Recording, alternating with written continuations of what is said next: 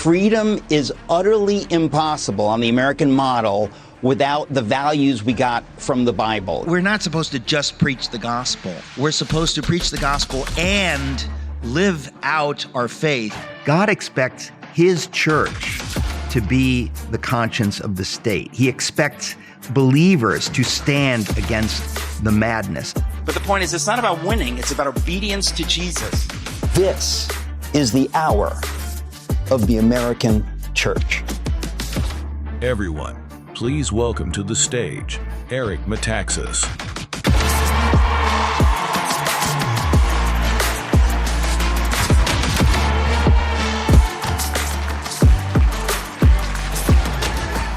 God bless you. Oh, God bless you. Please be seated. Not so fast. Please be seated. God bless you. What a blessing, man. Praise the Lord. Praise the Lord. I am so happy to be here. I'm so proud of Seth Gruber. Everybody said he wouldn't amount to anything. He's a bum. Nothing. He'll amount to nothing. And, you know, I think that's pretty wrong, actually. I think he's amounted to. He is just, there's certain people that really give me hope, right, for the future. And Seth Gruber is one of them. He knows this. I'm in awe of what he has going here. And this is the first one of these. You're at the first one. Just wait. Just wait. This is what is happening in America right now. There's so much to say. Where do we begin? Let me just start with the title of my new book, Religionless Christianity, because when I explain that, it really will help you understand what I believe the Lord wants to say to the church, right? So first I wrote Letter to the American Church, and I can say really bluntly, everything I do, I want to be led by the Lord, right? And well, all of us should be like that. Everything we do, Lord, lead me. I don't want to do anything that, is not part of your plan for me.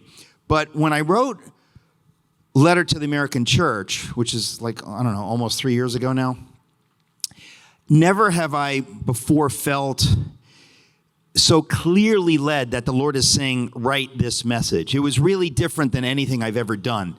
And it can be sort of a chilling thing, but it's really a freeing thing. Because if the Lord is making something clear to you, you're like, okay, Lord, you got this. Like, I know if you want me to do this, I just have to get out of the way, do my best. But I don't say that lightly. I mean, I don't, talk about the miraculous lightly. And I hate when people do, because you sort of, you devalue the meaning of a miracle, right?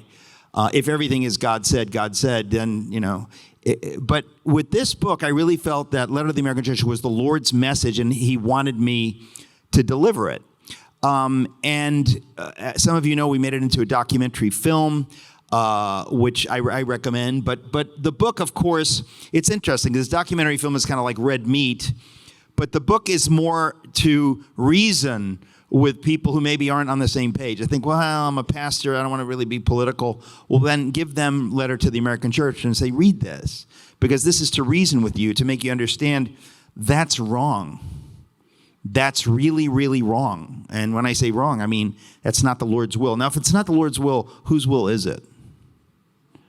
It's Satan's will that Christians not be political. It is. So many people were complaining about this bishop, bishop, the woman bishop, the Episcopal bishop. I don't think women can be bishops, and I'm sure Episcopalians at this point can't be Christians. It's like pathetic, right? But the point is, on Fox News, and different other people are saying, oh yeah, and she brought politics into the and I think that's the only thing she did right. It's good to bring politics into the pulpit because God cares. We've established this, right? It's a fact. It's only the devil who doesn't want, and I'll get into that. But of course, what she said was wrong. It was bad politics because it was not biblical. It was unbiblical. But we were living in a time, so I wrote Letter to the American Church, and it really was the Lord's message, and the way the book kind of took off. And look, who knows? When we get to glory, we'll find out. But I hope that it convinced many pastors to lean into being political and to understand where we are in the country and how the church must speak up. And if the church hadn't spoken up, I don't know that Donald Trump would have been reelected. And as I said earlier, if you listen to the panel, America would be dead. And we deserve to be dead. Just like Donald Trump deserves to be dead. But the Lord miraculously preserved his life. The Lord miraculously preserved the life of this nation for the Lord's purposes in history.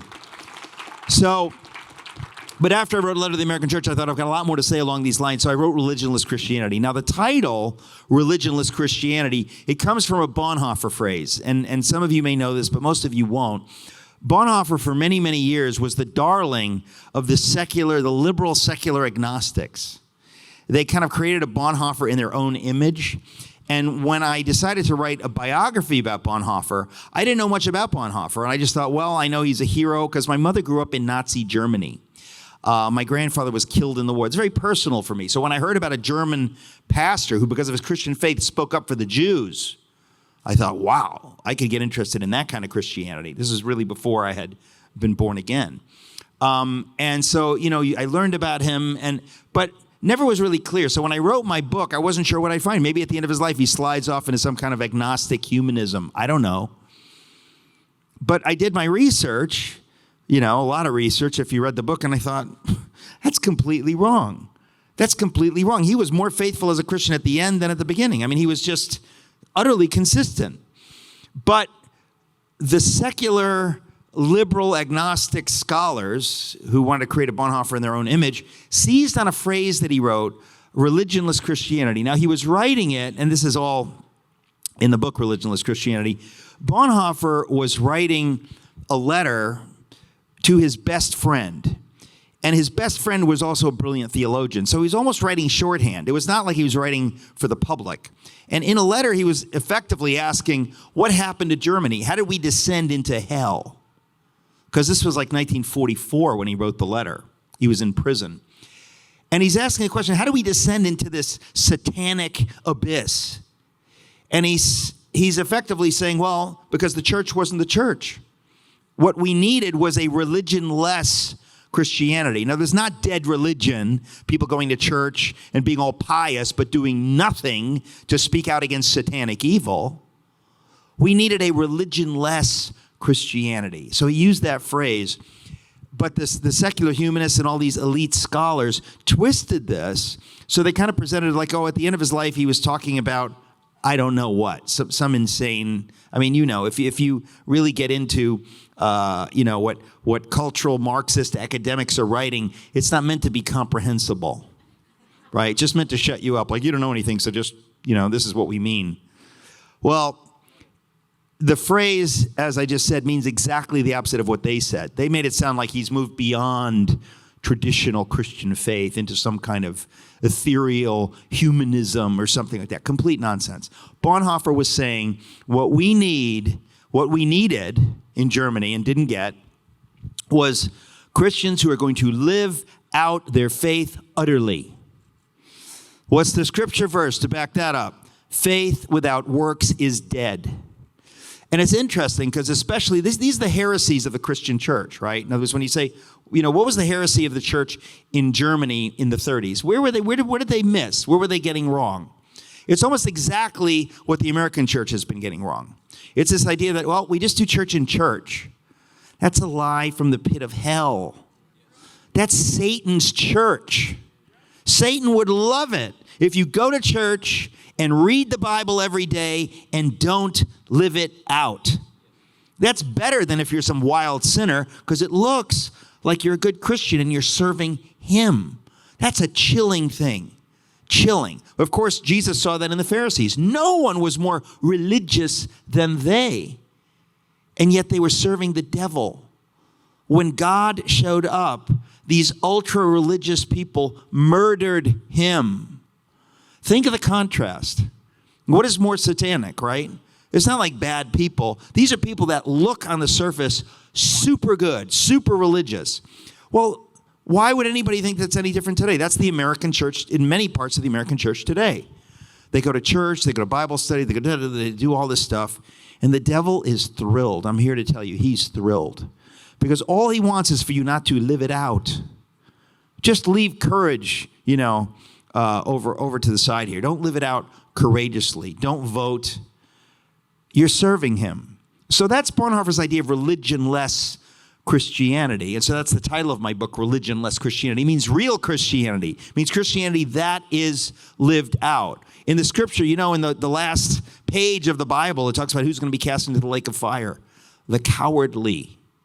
So courage is not extra credit Christianity.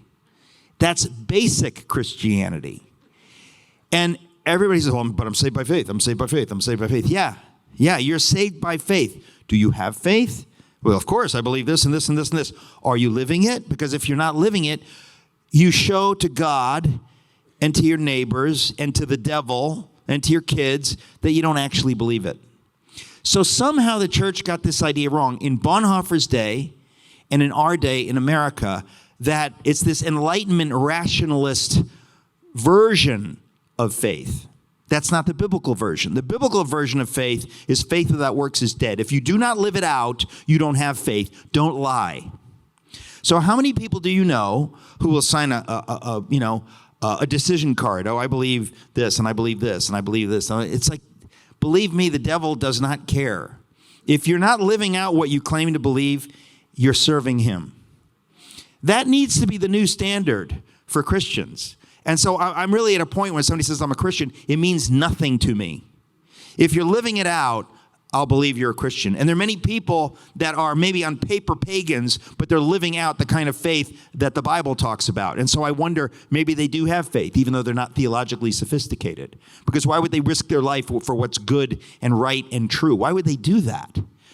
So it's a little more complicated, I think, than we have heard in the American church. And so in the book, I try to deal with that, and I deal with religious idols. What's more satanic than a religious idol? An idol that makes it look like I'm doing all the right stuff and all the right, but I'm not.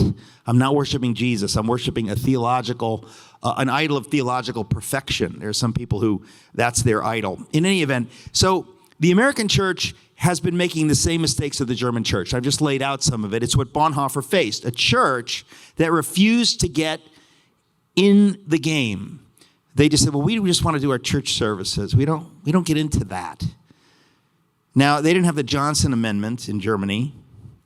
They weren't worried about their 501c3 status. But you know what? The devil will get you with whatever he can get you with. All they knew was, we don't want any trouble, and we think we have a little religious carve out. Our job is just to preach the gospel. Your job is not just to preach the gospel. And think of this. I say this stuff dramatically to make my point, but it's true. It's true. You can preach the gospel and be serving Satan. Because the question is, what is God asking you to do? If God says, preach the gospel and make disciples, and you say, well, I don't want to do the disciples part. I just want to preach the gospel. If you're disobeying God, you're serving the devil. And so you have many Christians that have made an idol of preaching the gospel, of evangelism.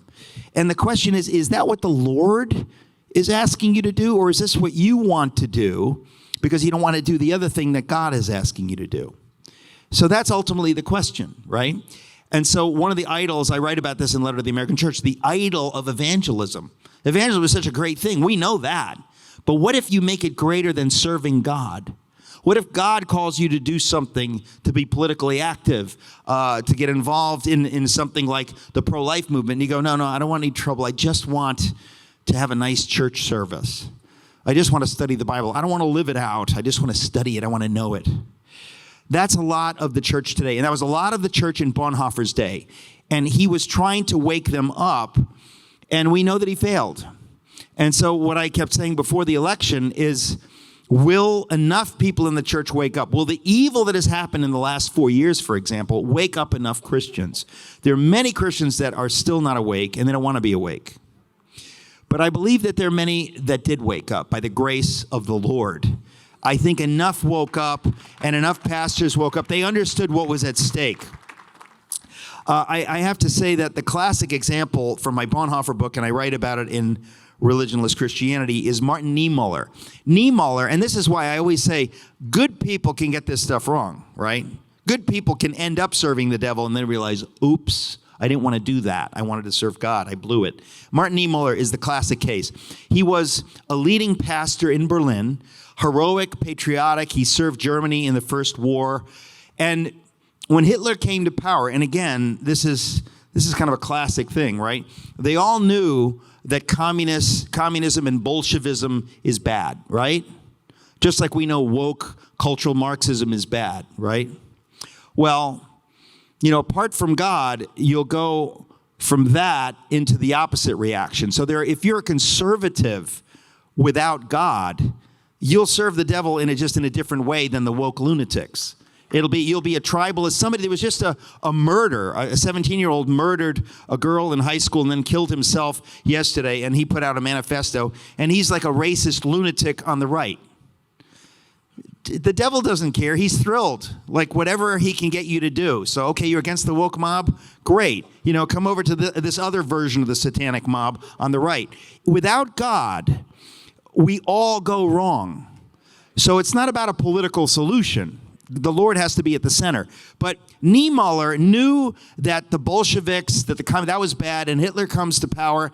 And he was not an idiot, but he thought, I think Hitler can be trusted, and most of us would have thought that too. In 1932, when Hitler was, running to be chancellor, and Hitler gives Niemoller his personal assurance in a meeting, I will not go after the church, and I will not institute pogroms on the Jews. You have my word. Now, Martin Niemöller didn't know what we know today, that Hitler was a really bad guy.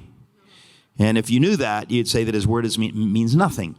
But Niemöller was fooled by that. And as the Germans, in 1933, in February, Hitler takes power, immediately, almost, I guess, no, not almost, for sure immediately, in fact, before then, the Bonhoeffers, the whole family, and Dietrich Bonhoeffer, they knew who Hitler was and where he was leading Germany. And Bonhoeffer,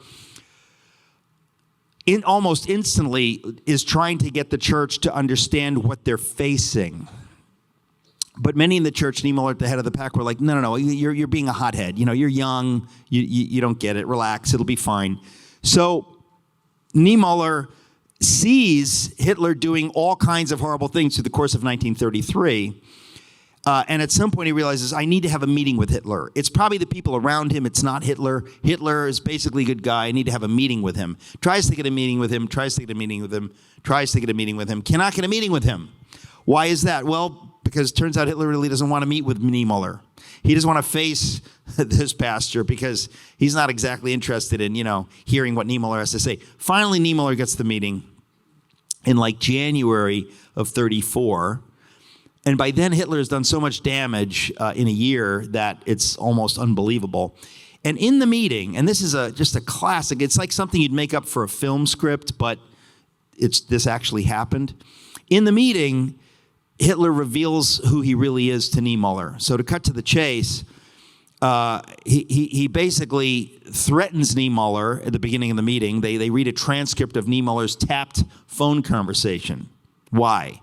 Just to chill him into thinking you better watch it. You could go to a concentration camp at the end of this meeting. You understand you're in trouble.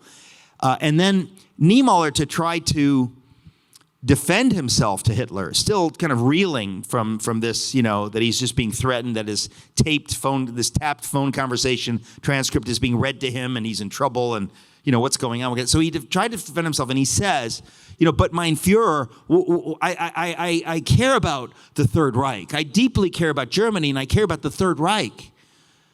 And Hitler says, and this is like a scripted line from a film, I built the Third Reich. You just worry about your sermons. And now think about this, folks. This is the classic definition of dead religion, right? In other words, if your sermons were powerful sermons, biblical sermons, Hitler would be trembling at those sermons. The devil would be trembling. But if they're safe religious sermons, we're just going to do some exegesis here. We're not going to get political. How do you exegete the Bible and not get political at some point? That's kind of the point, right? It's good versus evil, and it's calling us to action. I've even had pastors, I've had people say our church, it doesn't get political, but our pastor just preaches the Bible. I feel like I was just doing an imitation of Seth Gruber just there. Our church just preaches the Bible. It's like, no, if you're not exhorting your people to heroic, courageous action, you're not preaching the Bible. You can't just preach information, but that's the idea. He just preaches the Bible. It's not, there's no like applications or anything. Like, oh, really? Then he's not preaching the Bible because he's supposed to make disciples. You're supposed to. So Niemoller realizes, Hitler says, I built the Third Reich. You just worry about your sermons. In other words, the classic definition of the kind of faith that is acceptable to tyrants, to the enemies of liberty, to the Biden administration, to anyone who is the enemy of the church and of God, their version of what is okay is you just stick to your little theological corner. You don't dare apply it. You just you do your little theology, your little religious sermons, which mean nothing. And again, if they were real sermons, they would mean everything, and the devil would tremble. But this was Hitler's view of the church. And this is the view of the enemies of God. This is their view of the church. If you go to China today, in China, they say, you want to go to church? We have no problem with that. You go to that building, that's an official church, and you can do your little weird religious stuff in there. Go ahead. But when you come out, you will bow to the secular authority of the state. If you take that deal, you're not a Christian. And many people are willing to take that deal.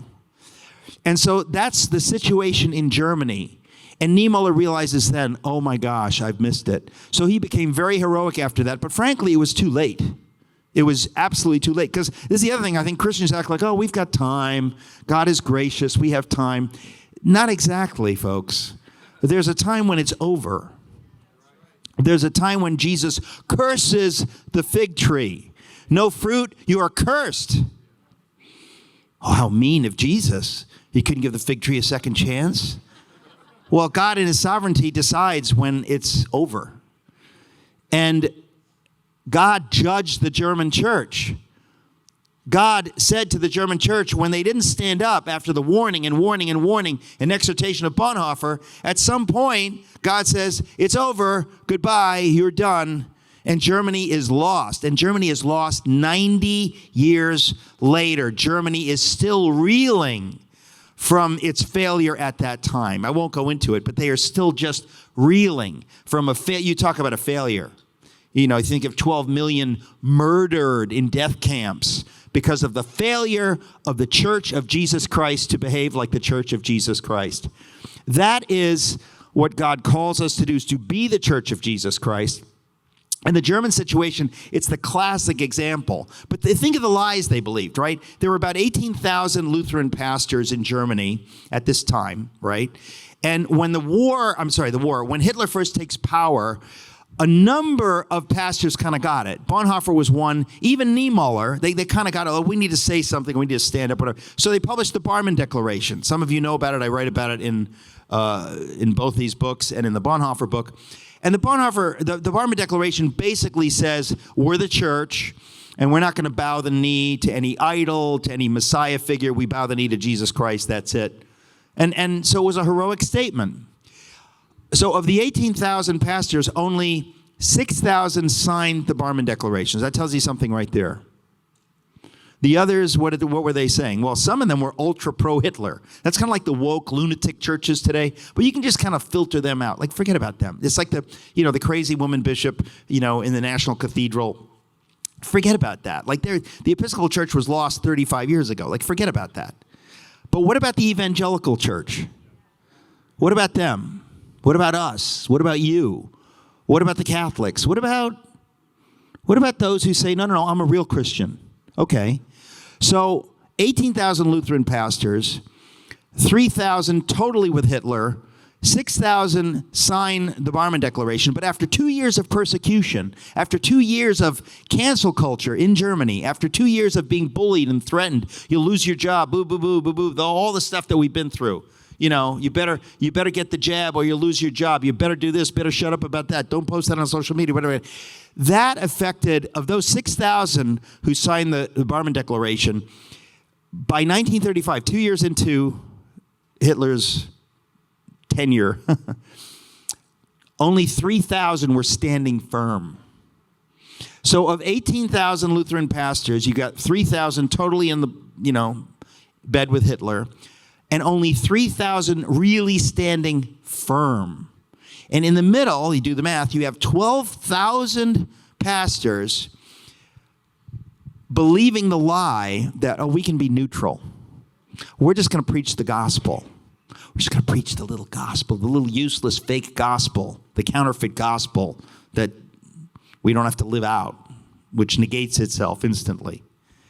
So that, to me, is the real horror. Because if somebody's really crazy, if they're really pro-Hitler or whatever, just forget about them. That was never anything near the actual church. But the 12,000 believe they're sitting on the fence. We're sitting on the fence. We just don't do politics. We're pious. Nancy Pearcey talks about that, right? In Total Truth, this idea that we have this secular sacred divide. So we're just doing our little sacred thing over here. And the rest of the world, that's not our business. So getting involved politically, standing against the government, no, we don't do that. We're just sitting on the fence. Well, here's the bad news. You're sitting on the fence. The devil owns the fence. You've been deceived into thinking you're sitting on the fence. As you sit on the fence, that's the devil's ground. You're serving the devil, but you look like you're sitting on the fence. That's not Christianity. You're conforming. It's the lie of neutrality. And think about it. Was it today that President Trump pardons all these pro-lifers that were in prison for being pro-life? Now, I just want to tell you, yeah, that's amazing, right? Okay. Now, let's say he hadn't been elected. Okay. You understand that Kamala Harris is one of the most viciously pro-abortion zealots in America. But let's talk about some Christians that decided to sit on the fence. Let's talk about George W. Bush. He did not endorse Trump. Even worse, let's talk about Vice President Mike Pence. Did not endorse Donald Trump. So today, pro-lifers are pardoned. They did nothing wrong, and they're pardoned by Trump. And Mike Pence couldn't even endorse Donald Trump. In other words, he clearly couldn't care less if the country goes to hell, if Marxist, bloodthirsty lunatics like Kamala Harris and the Biden administration, if they're in charge, Mike Pence doesn't care. And Mike Pence and George Bush were, quote unquote, outspoken Christians. I would always rather be with a patriotic pagan than with that kind of Christian. Because I believe in God's economy. I get chilled thinking about it, but they don't seem actually to be Christians. Because if you don't care about that, you tell me about your faith. Tell the devil about your faith. What faith? If you're not willing to live it out, if you don't understand it. Now, I know God is merciful, but I got to tell you, I wouldn't want to depend on him being that merciful. I hope he is, but it's a chilling thing when outspoken Christians do not live out their faith. And we have in our time now the classic example. That when you think of these people, when you think of Christianity Today, a magazine that once was a decent Christian magazine that has gone totally anti-Trump. Well, in this day and age, what does that mean? What are you standing for? It's horrifying. So, some of you know Chuck Coulson. I had the privilege of working for him. Actually, I was working for Nancy Pearcey.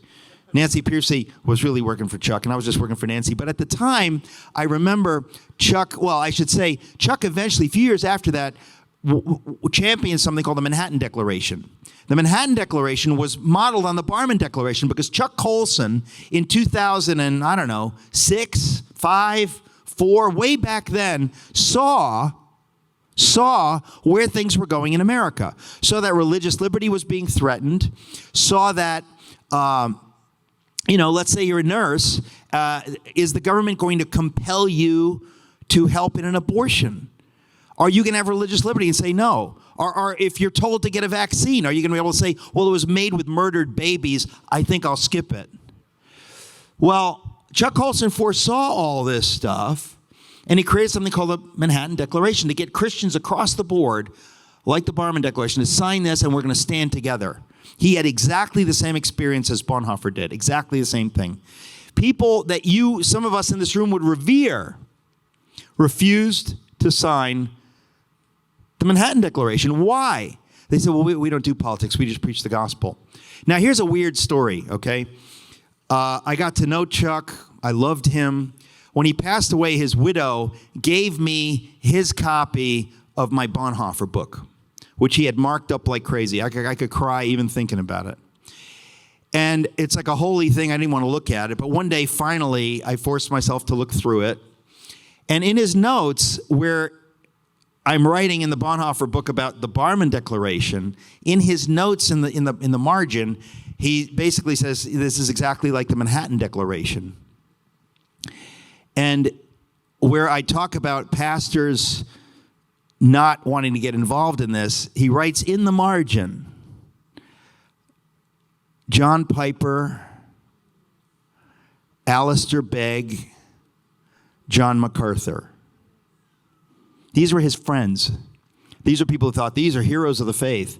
But at the time, when he asked them to stand with him, they said, no, we don't do politics. So even good guys can get it very, very wrong.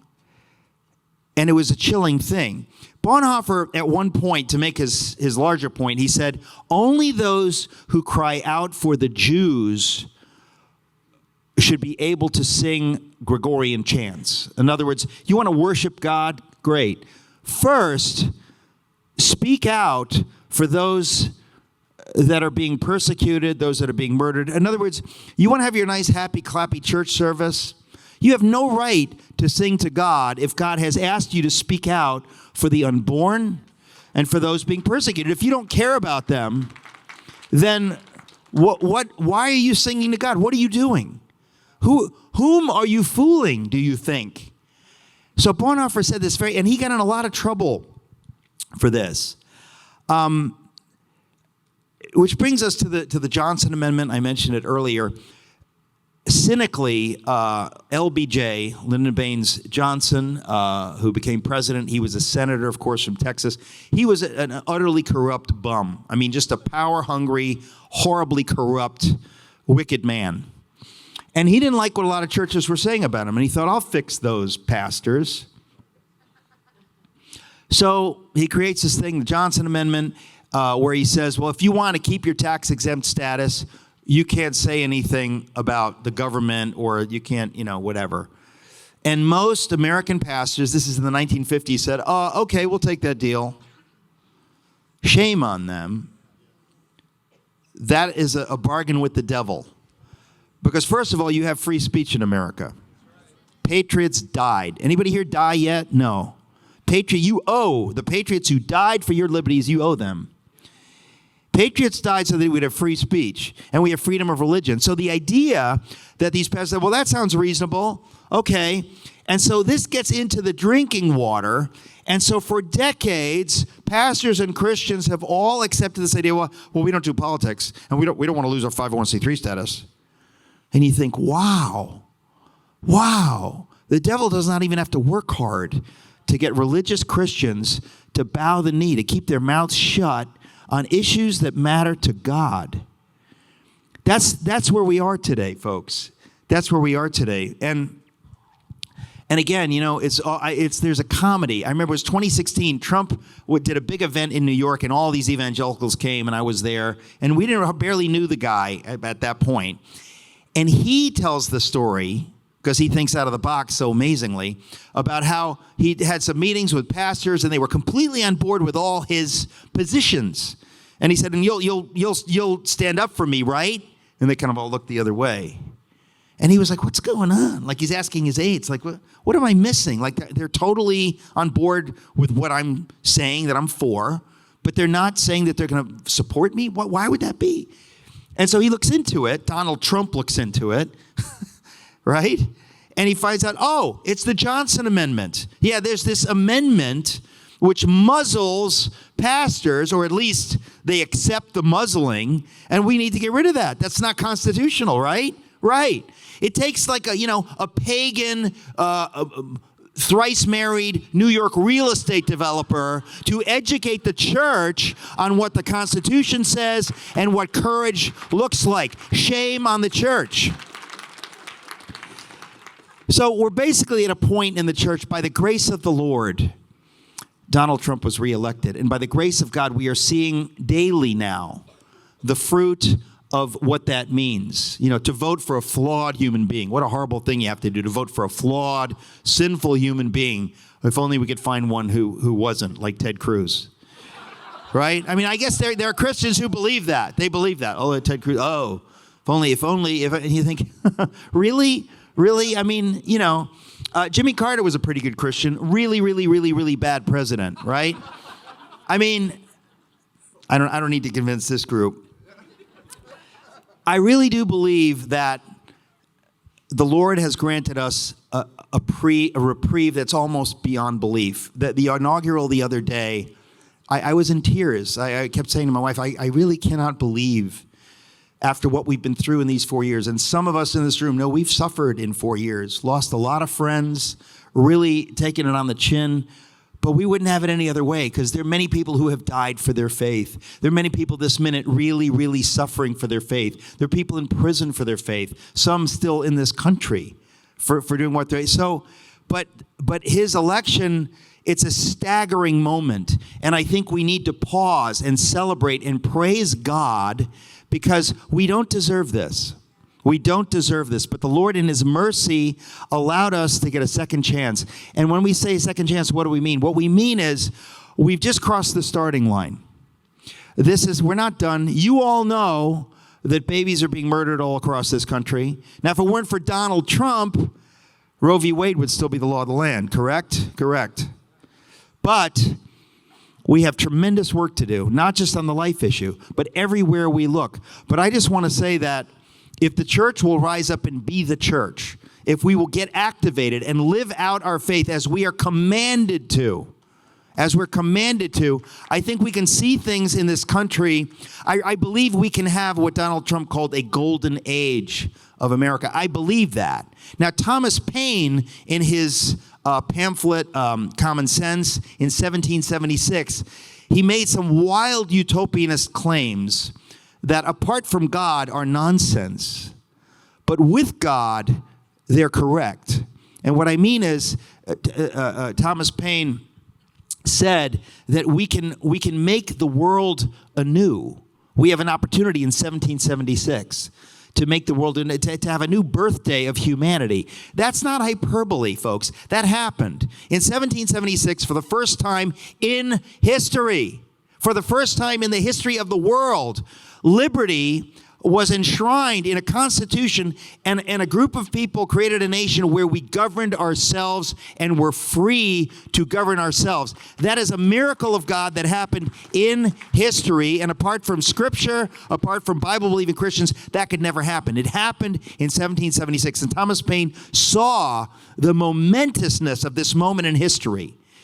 And you can see him almost becoming drunk with it and thinking in a way that carries you past what God is saying into this utopianist garbage, which ends up in the French Revolution, for example, right? Because they had the same kind of verbiage, and it's going to be a new day, and we're going to have a new humanity and stuff, and it ends up in a bloodbath and the guillotines, and right? So in America, it didn't. Why? Because of Christian faith, because we have a view of humanity that is not utopianist. We have a view of humanity that says we are fallen. And we need checks and balances. And we know that power corrupts, and we know the temptations. And so we created a different kind of government, and we extolled virtue in our citizenry. Without a virtuous citizenry, you can never have liberty and self-government. They didn't know that in France. They didn't know that in Soviet Russia. The Bolsheviks thought, we're going to have a new day, a bloodbath, the gulag, horrors. But I believe that in this country, it was the real thing. And somebody mentioned earlier my book, If You Can Keep It, where I write about this. But it's an amazing thing. We've lost the sense of the wildness of the idea of self-government, that we get to make a covenant with God, And it's between us and the Lord. And so we get to govern ourselves, and we get to do amazing things. And that lasted for the better part of 2.5 centuries. And in the last, let's say, 40 or so years, we've been losing it. And in the last 4 years, we just about lost it. But I believe with the inauguration a few days ago, we have an opportunity now really to return to what we had in 1776, and we need to do that. And it means real liberty. It means real self-government. It means taking a flamethrower to the deep state, to the bureaucratic, satanic, secular deep state, and governing ourselves. It is possible now, but apart from God, it is not possible. And I don't just say this theoretically. In other words, we have a lot of work to do. The pro-life movement is a big piece of that, right? Repealing the sexual revolution, making people understand that if you want to live in accordance with reality of human nature, you need real strong marriages and beautiful families. That's at the heart of a healthy civilization. That's at the heart of a culture of self-government and liberty that can do glorious things on the world stage. It's a beautiful thing. I believe that is very real. And so I believe we're at an historic moment, and that the Lord is now calling us to step up, to live out our faith utterly, to exhort other Christians to live out their faith if they haven't been. And that will be incredibly attractive to those who are not yet Christians. And they will be attracted to the faith we have because it's real faith. It's not some kind of shallow faith that's meaningless, because I think people are very hungry for that. So I have to say, I think we are potentially on the edge of a golden age in America, where we will see things that people have prayed and prayed and prayed for, and a big part of that will be revival and the ending of the systematic murder of the unborn. I believe that's the Lord's will, and God bless you for being a part of it. God bless you.